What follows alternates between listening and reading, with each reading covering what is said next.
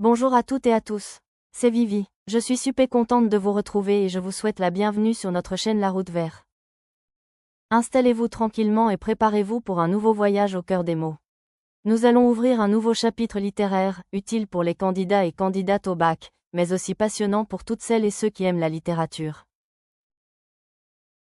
Aujourd'hui, nous allons parler des courants littéraires depuis la Renaissance jusqu'au XVIIe siècle. Un courant littéraire, c'est un groupe d'écrivains qui partagent les mêmes idées et la même vision de la littérature, pendant une période précise.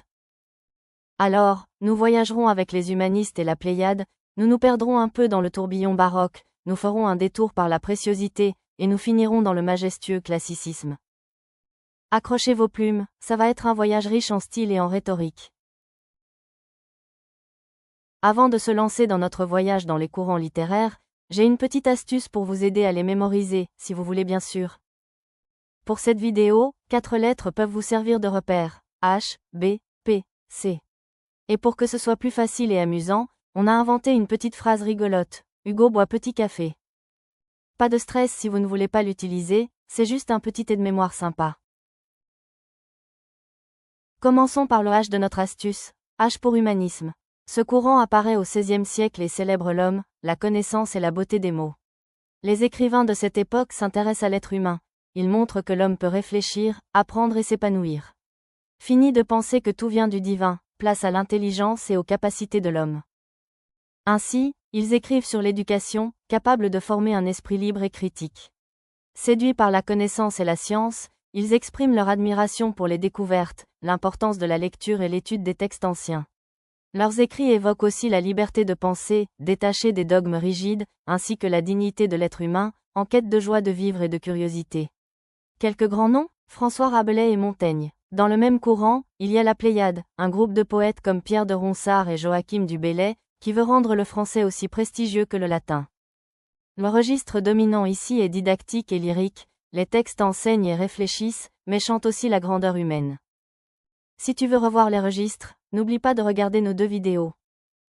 Alors, retiens bien, H comme humanisme, un mouvement qui nous invite à admirer la richesse de l'esprit humain. Et si la vie n'était qu'un rêve instable? Découvrons le B de notre astuce. B pour baroque. Le baroque apparaît au XVIIe siècle et reflète un monde en mouvement, plein de contrastes et d'émotions. Tout est exagéré, foisonnant, théâtral. On cherche à impressionner, à séduire, parfois même à éblouir. Les écrivains baroques aiment les images fortes, les métaphores éclatantes et les effets de surprise. Une petite pause ici, trouve les figures de style dans notre vidéo, La Route Vert, figures de style. Fatigués par l'instabilité sociale, résultat des guerres de religion, ils commentent la fuite du temps pour souligner le passage rapide de la vie. Ils explorent l'illusion, les apparences et les métamorphoses. Le rêve conduit à l'onirisme. La mort rappelle la fragilité humaine et la vanité. La nature, surtout l'eau, rivière, vagues, tempêtes, symbolise le mouvement et l'instabilité. Bref, le baroque parle d'un monde changeant, où tout semble à la fois fascinant et éphémère. Quelques grands noms, Théophile de Viau, Honoré d'Urfé, Agrippa d'Aubigné. Le registre dominant est souvent lyrique et pathétique, on y ressent les passions brûlantes, mais aussi l'angoisse du temps qui fuit. Alors souviens-toi, B comme baroque, un mouvement qui transforme la vie en un grand théâtre, aussi fascinant qu'éphémère. Place à l'élégance et au raffinement dans le langage, c'est le P pour préciosité. C'est un courant du XVIIe siècle, qui met en avant l'élégance, la finesse et le raffinement, aussi bien dans le langage que dans les relations sociales ou entre hommes et femmes. Sa caractéristique, le rôle central des femmes, qui participent activement à l'écriture et au salon littéraire, influençant le style et les échanges littéraires.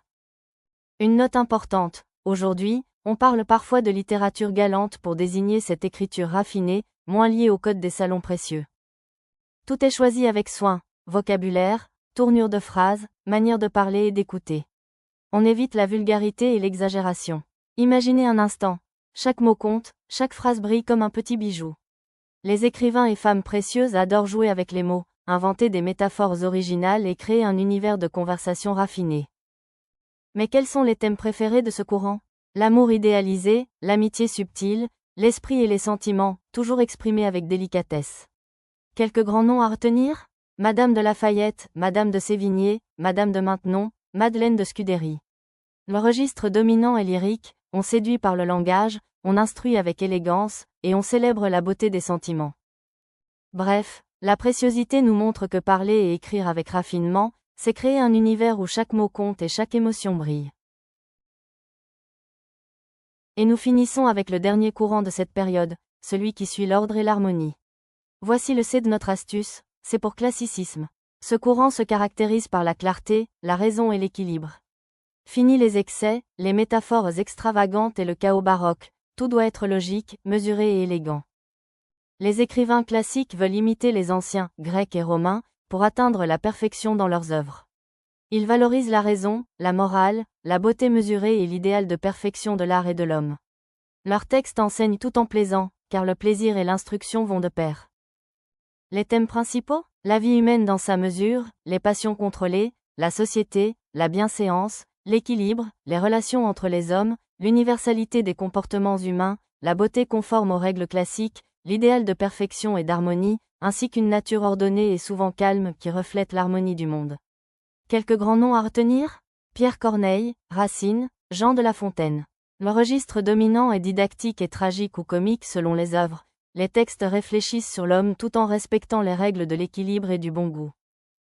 En somme, le classicisme nous invite à admirer la beauté de la raison et de l'harmonie dans l'art et dans la vie. Et voilà, nous venons de parcourir ensemble les courants littéraires de la Renaissance jusqu'au XVIIe siècle. Nous avons découvert, ou rappelé, leurs idées principales ainsi que quelques-uns de leurs représentants.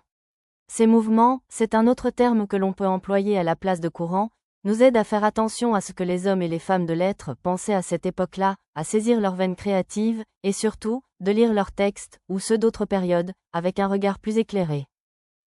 Pour t'y retrouver plus facilement, souviens-toi de notre petite phrase. Hugo boit petit café. Chaque lettre correspond à un courant. H pour humanisme, B pour baroque, P pour préciosité et C pour classicisme. Pour te donner un repère chronologique, voici un tableau qui indique des dates approximatives pour chaque courant. L'humanisme, environ de 1500 à 1570. La Pléiade, dans l'humanisme, environ de 1549 à 1570. Le baroque, environ de 1580 à 1650. La préciosité, environ de 1620 à 1660, et le classicisme, environ de 1660 à 1700, parfois prolongé jusqu'à 1715. Mais attention, les dates d'un courant littéraire ne sont jamais une science exacte. Elles peuvent varier selon les sources, et les écrivains n'entrent pas toujours dans une seule case. Certains appartiennent à plusieurs courants à la fois. Maintenant, si cette vidéo t'a aidé à mieux comprendre les courants littéraires, pense à mettre un gros pouce bleu, à t'abonner, à activer la cloche pour ne pas manquer les prochaines vidéos, et pourquoi pas, à partager avec un ami qui révise le bac ou qui aime la littérature. Rejoignez-nous sur les réseaux sociaux. On se retrouve très bientôt pour une nouvelle vidéo sur les courants littéraires. Préparez vos plumes, le voyage continue. À très vite sur la route vers